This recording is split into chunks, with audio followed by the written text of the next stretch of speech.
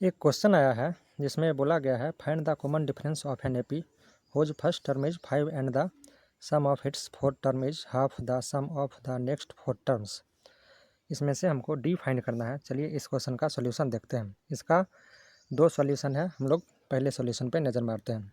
कहा गया है कि फर्स्ट 4 टर्म जो है, जैसे कि हम 4 टर्म मान लेते हैं, उसका फर्स्ट 4 टर्म यहाँ से यहाँ तक होगा और नेक्स्ट 4 टर्म यहाँ से यहाँ तक होगा।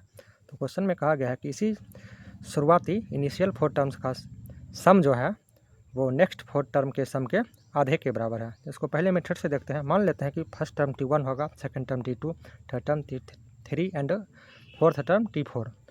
इसका सम ले लिए हैं, ये आगे के नेक्स्ट 4 टर्म के सम के आधे के बराबर है। इसको यदि हम कैलकुलेट करते हैं तो T1 तो हो जाता है A, T2 हो जाता है A प्लस डी, T3 हो जाता है A plus 2D and T4 A plus 3D।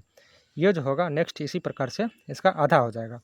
इसको जब हम कैलकुलेट करते हैं तो ए को ए के साथ रखेंगे और डी को डी के साथ। तो कैलकुलेट करने पर हमको डी 2 आता है, यहाँ से डी 2 निकल गया है।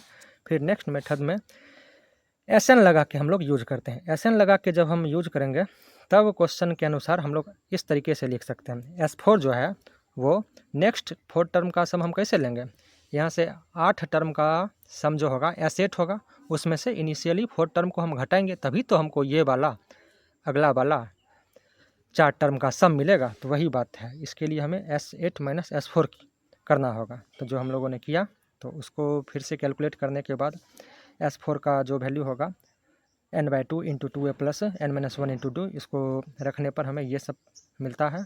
और S8 का भी वैल्यू हम लोग रखेंगे, फिर S4 भी रखेंगे। तो ये सब करने के बाद हमें सेम ऊपर में जो कैलकुलेशन आए हैं वही सेम आ जाएंगे। तो इसको भी कैलकुलेट करने के बाद डी का वैल्यू 2 मिलता है। आई होप आप सभी को समझ आए होंगे। Thank you.